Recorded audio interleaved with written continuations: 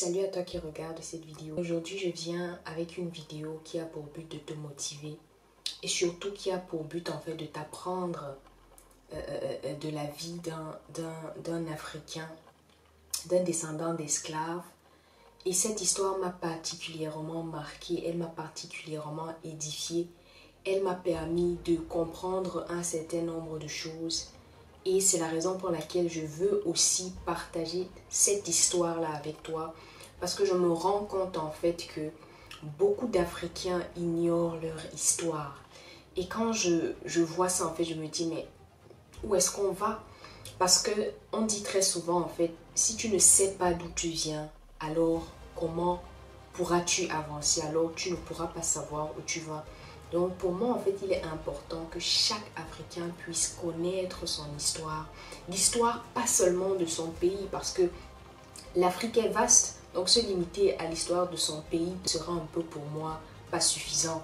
Il faut aller chercher en fait dans les profondeurs. Il faut aller s'intéresser à l'histoire de l'Afrique en général. Et c'est la raison pour laquelle cette chaîne est là. Parce qu'ici, j'essaye comme je peux de vous transmettre les histoires que moi j'ai apprises, que j'ai eu à lire dans des livres ou même encore des articles que j'ai eu à trouver sur le net. Tu sais, dans la vie, la plupart du temps, il y a des gens qui naissent dans des familles pauvres. Alors quand je dis famille pauvre, ça peut être des parents qui peut-être n'avaient pas les moyens de payer la pension de leurs enfants ou les parents qui n'avaient pas les moyens de pouvoir nourrir leurs enfants correctement. Vous savez, dans certaines familles, il y a des gens qui ont 3 repas par semaine et dans d'autres familles, notamment ces familles pauvres-là, il y a des enfants qui ne mangent, qui passent même souvent des journées sans manger ou s'ils ont même trop mangé, ils ont 1 voire 2 repas. Et ça, en fait, ce n'est pas de la faute des enfants parce que voilà, naître dans une famille pauvre ou encore naître dans une famille riche, ce n'est pas de ta faute. La vie a voulu que tu sois dans cette situation-là. Le truc, en fait, c'est que si tu grandis et tu restes dans cette même difficulté économique, alors là, le problème, c'est toi. Le problème, ce n'est plus ta famille. Parce qu'il y a des gens qui pensent que leur vie est écrite de A à Z dans un livre, tout est tracé en fait. Et qui se disent que voilà, si telle ou telle chose m'arrive, c'est de la volonté de Dieu. Mais attendez un peu, j'ai horreur d'entendre cette phrase-là. Quand tu vois peut-être ta situation, tu dis que c'est la volonté de Dieu. Non mais Dieu donne à ceux qui cherchent, Dieu donne à ceux qui bossent. Donc si tu bosses, je ne vois pas comment est-ce que tu vas être dans la situation actuelle dans laquelle tu es.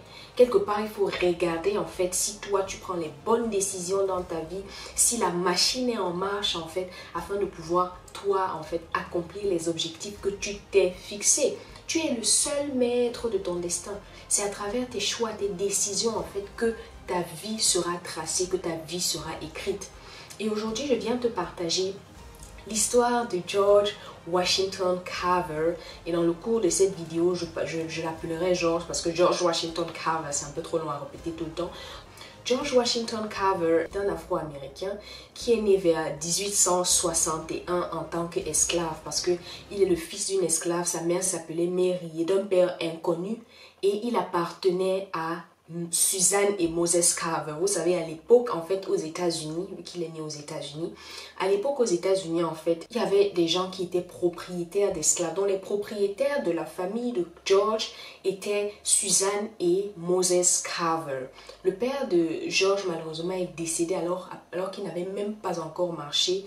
Et sa mère et lui, à une certaine époque, en fait, à une certaine année, avaient été enlevés par des bandits, en fait, pour pouvoir être revendus, en fait. Et c'est donc comme ça que leurs propriétaires se sont donc mis à aller chercher et ils ont envoyé leur majordome, entre guillemets, qui s'appelait John Bentley, pour pouvoir justement aller chercher George et sa mère qui avaient été volés, en fait, ou enlevés. Donc, après des semaines et des mois de recherche, on a finalement trouvé le petit George. Donc, malheureusement, sa mère avait déjà été revendue. C'est donc comme ça que John Bentley ramène donc George chez ses propriétaires.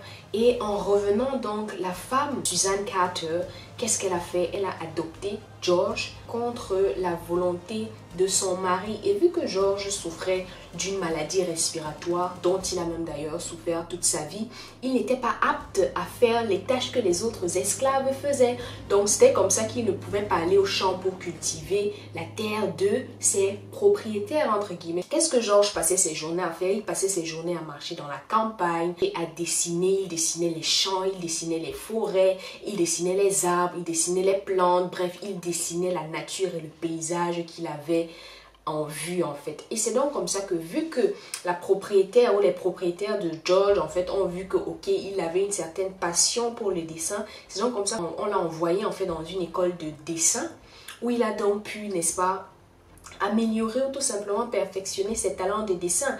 Il était le seul noir dans sa classe à cette époque-là. Et sa maîtresse raciste qu'elle était, à chaque fois qu'elle donnait en fait des devoirs de dessiner, elle se rendait compte que George, en fait, qu'est-ce qu'il faisait? Bah, à chaque fois, il dessinait les arbres, il dessinait les champs, il dessinait les fleurs, il dessinait la nature. Et vu que sa maîtresse ne voyait pas en fait ce qu'un noir faisait dans une université d'art, si on peut dire ça comme ça, elle lui a donc dit que mais toi qui passes ton temps à dessiner les champs, dessiner les arbres et tout ça, pourquoi tu ne vas pas plutôt dans une école d'agriculture, vu que je vous sens en fait que c'est plus ça qui te passionne que les dessins. C'est donc comme ça que George a donc quitté ses études d'art, entre guillemets, pour justement aller en fait dans une université où il pouvait apprendre l'agriculture. Et après avoir bossé très dur, après des nuits blanches à bosser, après des heures et des heures passées en laboratoire, il a finalement obtenu un Master's Degree in Agricultural Science, étant donc le premier Américain noir à obtenir un master. C'était George Washington Carver. Donc voilà George qui obtient donc son Master's Degree in Agricultural Science. Et vu qu'à ce moment-là aux États-Unis, il y avait beaucoup de terres qui avaient été cultivées en fait pour la cultivation du coton, vu que les États-Unis à l'époque étaient grands producteurs de coton, à un moment on s'est rendu compte en fait que les terres étaient devenues stériles parce que justement on les avait déjà trop exploitées. C'est donc comme ça qu'en 1915, George Washington Carver a été invité par Booker T. Washington pour pouvoir justement y remédier à la situation, pour pouvoir trouver, n'est-ce pas, la solution. Et George, après avoir fait une étude sur le terrain, a découvert en fait qu'il n'y avait plus assez de nitrogène dans les terres. Donc il fallait trouver un moyen de pouvoir remettre du nitrogène dans les terres. Alors ne me demandez pas la signification, du moins l'importance du nitrogène dans la terre, je ne suis pas agricultrice. Mais qu'à cela ne tienne, c'est le constat qu'il a fait en fait. Et la solution qu'il a apportée à ça pour que le niveau de nitrogène dans la terre en fait puisse être augmenté avant que les récoltes puissent continuer, il a donc eu la brillante idée de planter quoi? Les arachides. Il a eu la brillante idée de planter les arachides et après quelques semaines après quelques semaines et mois, les terres sont redevenues stériles et on a pu justement pouvoir replanter du coton. Mais comme un malheur ne vient jamais sans un autre, il y a eu à ce moment-là aussi une invasion d'insectes en fait qui détruisaient les plantations. Et c'est donc comme ça que Booker T, toujours, vu qu'il avait déjà signé un contrat avec George Washington Carver, autant pour moi, lui a donc demandé en fait, est-ce que même à ça tu peux trouver une solution? C'est donc comme ça qu'à base d'huile d'arachide, toujours, George Washington Carver a pu trouver aussi une solution à l'invasion d'insectes qu'il y avait dans les champs à cette époque-là.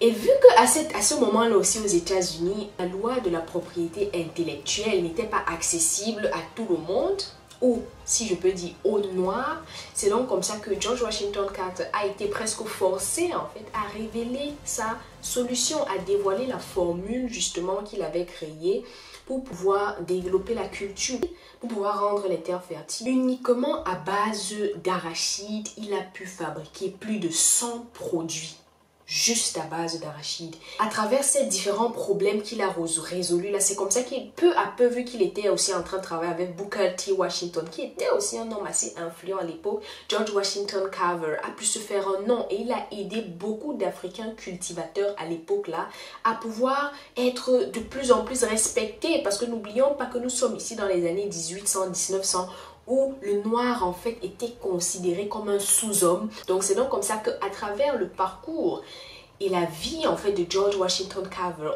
il a pu aider, n'est-ce pas, les membres de sa communauté à plus se faire respecter et à, n'est-ce pas, pouvoir utiliser les formules et les méthodes qu'il avait mis en place pour pouvoir continuer à développer leur culture. Et comme si cela ne suffisait pas, vu qu'il était déjà devenu quand même une personnalité aux États-Unis, c'est donc comme ça que Henry Ford, vous connaissez tous Henry Ford, le propriétaire et le créateur des voitures Ford en fait aux États-Unis. C'est donc comme ça que vu qu'à cette époque-là, il y avait justement la production en masse en fait des voitures Ford, et à cette époque-là, il cherchait en fait un moyen, s'il devait utiliser l'essence pour les voitures, s'il devait utiliser le pétrole, bref, il a donc opté pour quoi? Pour le biocarburant. Et devinez en fait qui a créé ce système de biocarburant pour Henry Ford. Ce n'est nul autre que George Washington Carver qui a justement créé ce système-là à partir des plantes. Et c'est donc comme ça qu'il a commencé peu à peu à s'afficher en public avec Henry Ford, et sa notoriété justement est montée et on a eu un certain respect pour George Washington Carver à cause justement du parcours qu'il avait eu en fait de quitter d'esclave, de fils d'esclave à celui de révolutionnaire en ce qui concerne l'agriculture aux États-Unis à cette époque-là. Il est malheureusement mort en 1943 de chute dans les escaliers. Et vu qu'à ce moment-là, du moins après avoir justement travaillé avec Ford, il s'affichait déjà en public, et on avait remarqué en fait qu'autour de George, il n'y avait jamais de femmes. On ne trouvait jamais de femmes à côté de lui, il ne côtoyait pas les femmes. Et on a donc cherché à comprendre pourquoi c'était comme ça.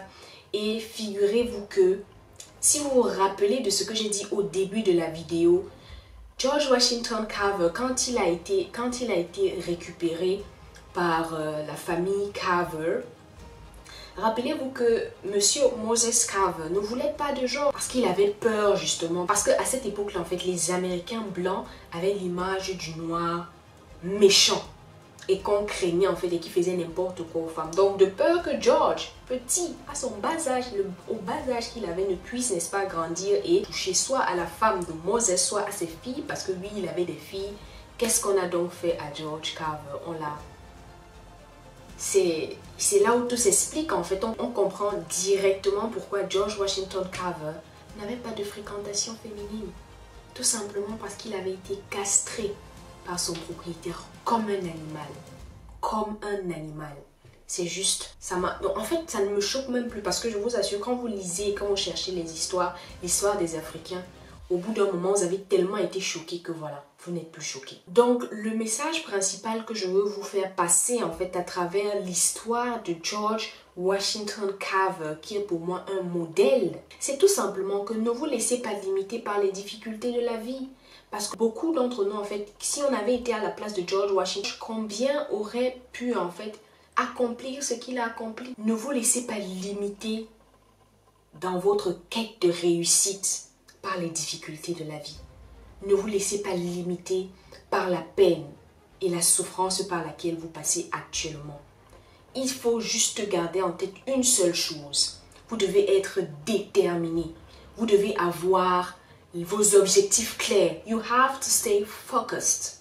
You have to stay focused if you want to succeed in life, and stop letting the distractions of this world to come to you and to prevent you from accomplishing what you want to do. You have to stay focused. Vous devez rester concentré.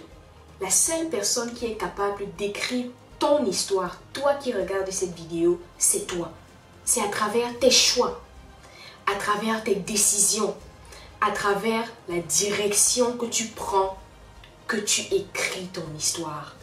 Parce que le livre de ta vie est encore toute vierge. J'espère en tout cas que la vidéo vous aura plu. Partagez cette vidéo massivement parce que j'aimerais en fait que le plus d'Africains possible puissent connaître leurs histoires. À l'école, on nous a appris beaucoup l'histoire des étrangers.